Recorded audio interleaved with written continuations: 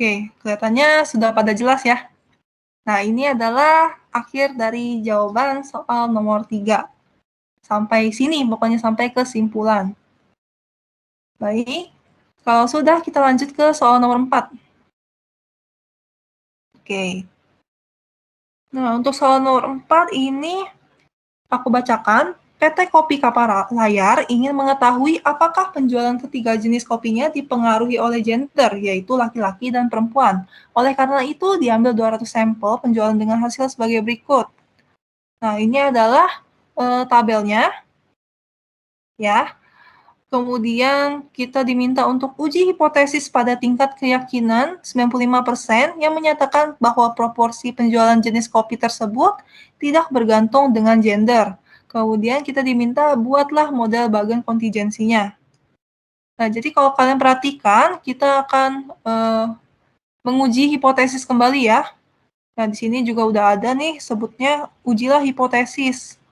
Nah, kita akan menguji hipotesis tiap proporsi penjualan jenis kopi. Nah, jenis kopinya ini ada 3 ya, teman-teman. Nah, jadi kita akan melakukan pengujian hipotesis lebih dari 2 proporsi. Nah, karena tadi kita akan menguji proporsi setiap jenis aroma kopi.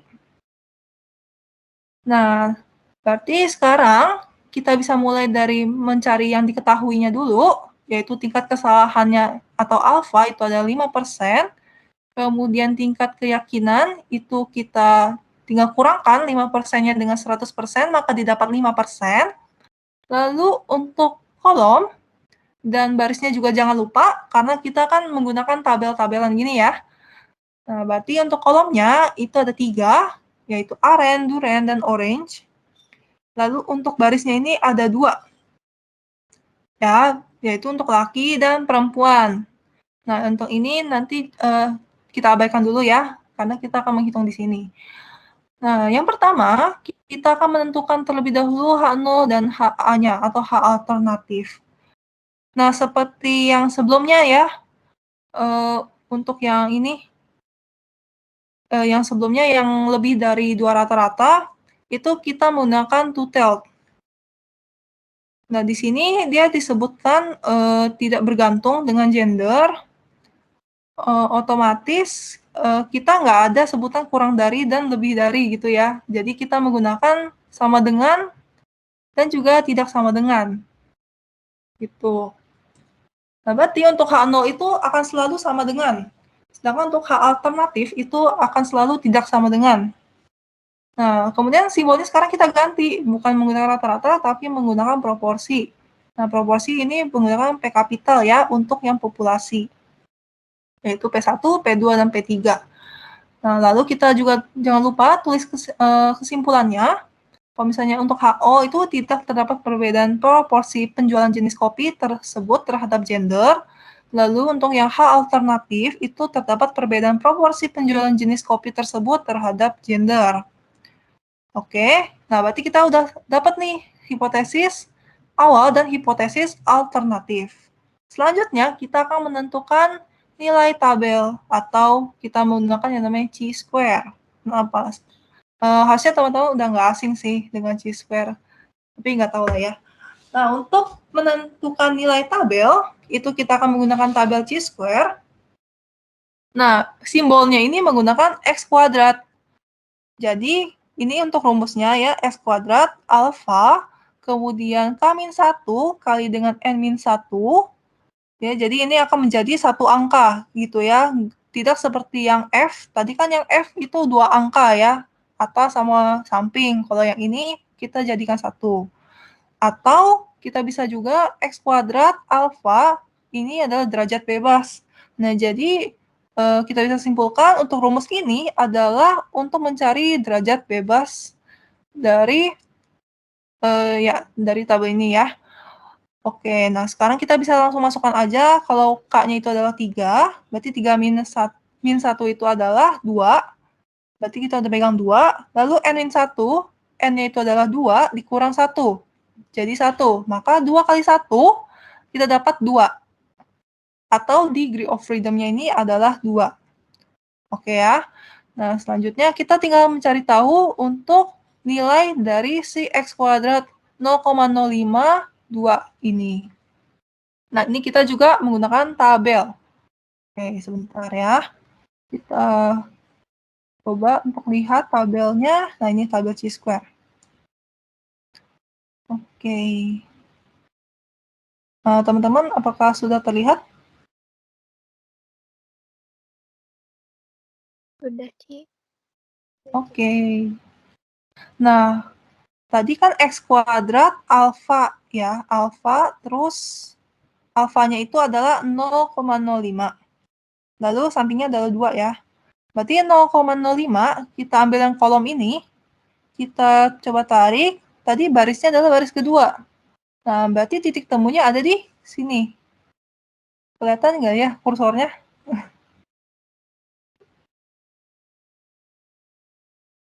Ya, pokoknya. Oke. Nah, berarti yang 5,9915 ya. Nah, ini adalah nilai tabel untuk perhitungan yang ada di soal. Oke. Nah, sekarang kita lanjutkan ya. Atau ada yang ingin bertanya sebelum kita lanjutkan?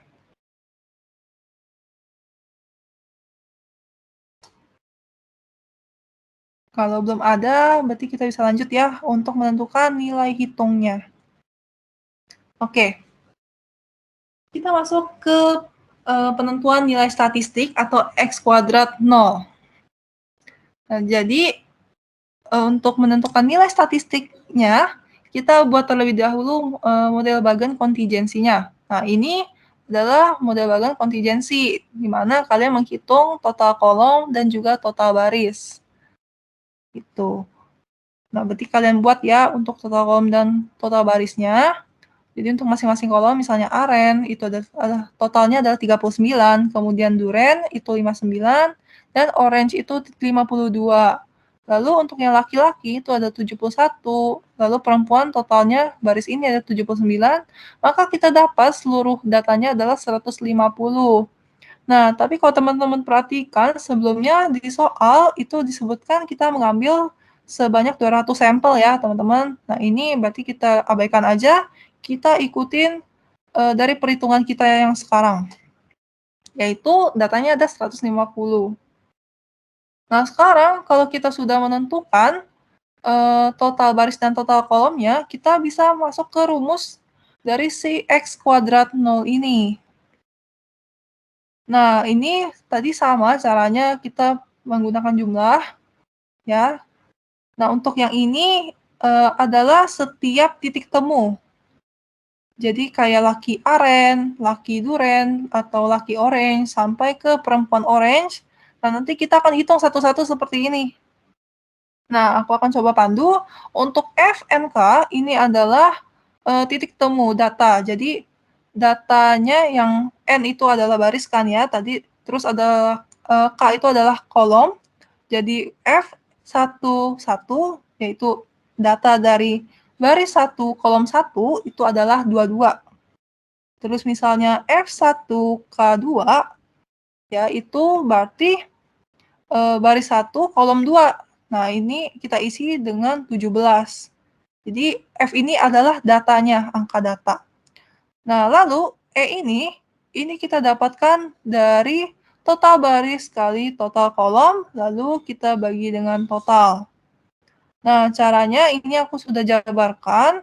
Nah, misalnya nih, untuk yang laki aren gitu ya, berarti E1 sama 1 gitu ya, baris 1 dengan kolom 1, laki aren.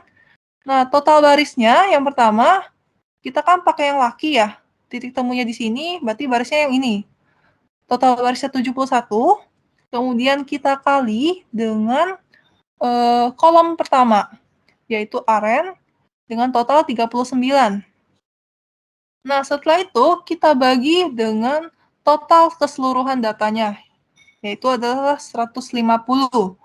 Maka kita dapat nilai NK-nya, ya, atau ELA, atau yang 11 itu adalah 18,46. Nah, dan seterusnya ya teman-teman, jadi kalian harus menghitung satu-satu, gitu. Ya, misalnya nih, contoh lainnya yang ini ya, EPO atau perempuan orange. Nah, ini berarti perempuan totalnya itu adalah 79, kemudian orange itu adalah 52, kita kali, dan kita bagi dengan 150 yang merupakan total dari bas dan kolom. Maka didapat 27,3867. Gitu. Oke, mungkin kita lanjutkan dulu ya, karena belum sampai perhitungan terakhirnya. Oke, nah sekarang tadi kan sudah aku jabarkan ya untuk pengisian rumusnya. Tadi untuk F ini adalah data dari kolom, kemudian data dari tabel, data dari tabel. Kemudian untuk ENK-nya ini sudah kita hitung ya dengan cara yang tadi masing-masing. Kita kalikan total dengan total baris dengan total kolom, lalu kita bagi dengan keseluruhan total. Nah, ini kita hitung satu-satu setiap titik temunya atau setiap angka datanya. Jadi kalau untuk 22, terus 17, lalu untuk orange-nya 32, ini juga 17, 42, dan 20. Kita hitung semuanya seperti itu, dan setelah kita dapat hasilnya, kita jumlahkan seluruhnya, maka kita akan mendapat yang namanya X kuadrat, nolnya, atau nilai hitung atau statistik. Tuh. Ya, kita dapat 13,6156 gitu ya. Tapi takutnya teman-teman mungkin merasa pusing nih kalau dijabarin kayak gitu aja gitu ya, ditulis samping panjang-panjang gitu. Nah, ini ada alternatif perhitungannya. Coba kita lihat. Nah, ini ya. Ini juga sama aja sih sebenarnya, tapi ini kan menggunakan tabel, jadi mungkin bisa memudahkan lah teman-teman untuk menghitung sampai ke nilai terakhirnya. Nah, jadi kalau kita jabarkan, berarti yang tadi F ini datanya, kemudian ENK ini pakai rumus yang sebelumnya tadi, kita masukkan ke dalam tabel. Nah, selanjutnya kita kurangkan terlebih dahulu untuk F dengan E-nya ini masing-masing kategori. Nah, di sini misalnya LRN-nya 3,54 ya, hasil dari pengurangannya. Nah, lalu untuk sablahnya itu, kita tinggal kuadratkan hasil dari 3,54 ini. Maka kita dapat yang 12,5316. Nah, kalau sudah kita dapatkan, maka kita bisa masukin rumus dari si X kuadrat nolnya. Ya, dimana untuk yang kategori pertama, itu berarti udah kita dapat nih 12,5316 ya untuk atasnya. Nah, kita tinggal bagi dengan 18,46. Maka didapat angkanya 0,6789.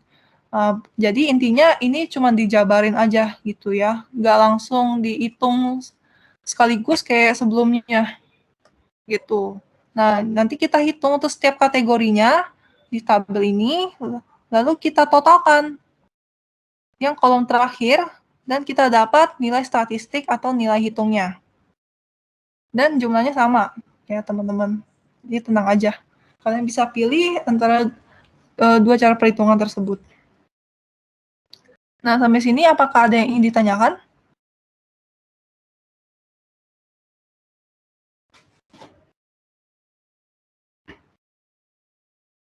Oke, berarti sudah cukup jelas ya. Kalau udah nggak ada yang nanya nih.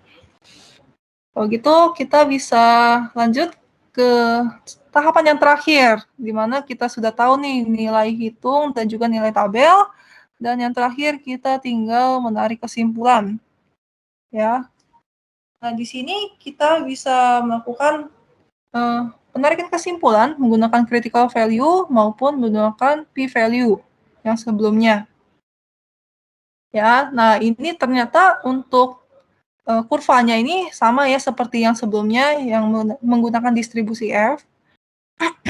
Nah, jangan lupa untuk cara menentukannya, kita tentukan dulu nih batasan area antara H0 yang ditolak dengan H0 yang tidak ditolak.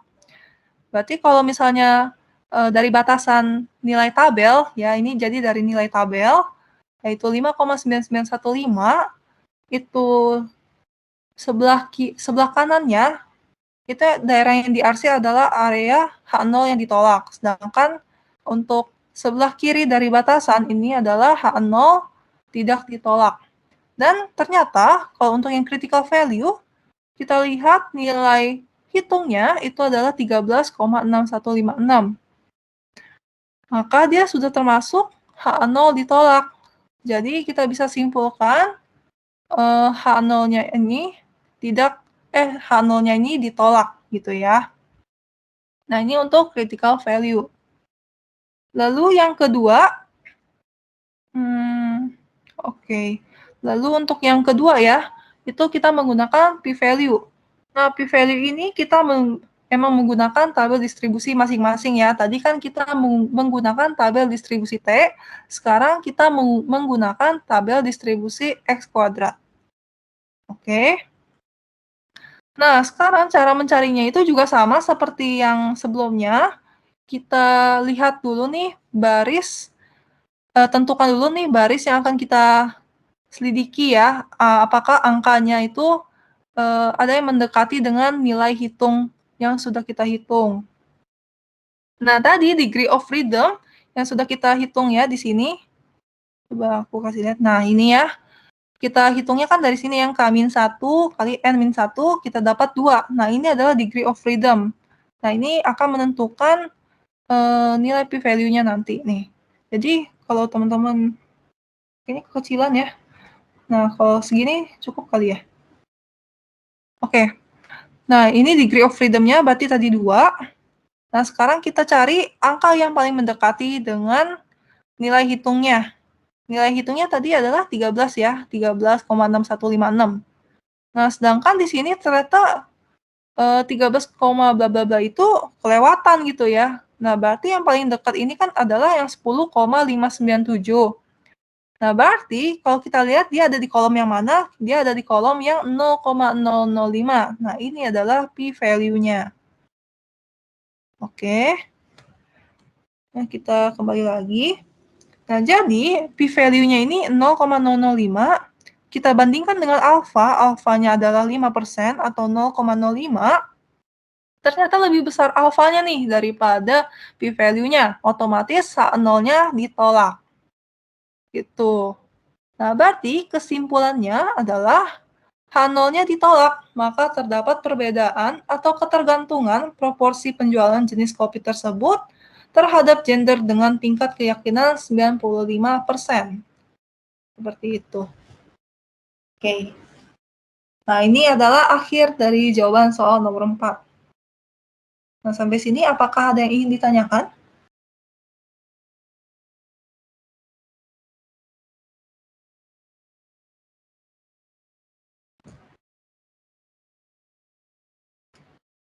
Wah, kayaknya udah pada jelas ya. Ya, karena di sini aku hanya membahas 3 soal saja, berarti sudah selesai untuk sesi pembahasan soal UTS-nya. Gitu.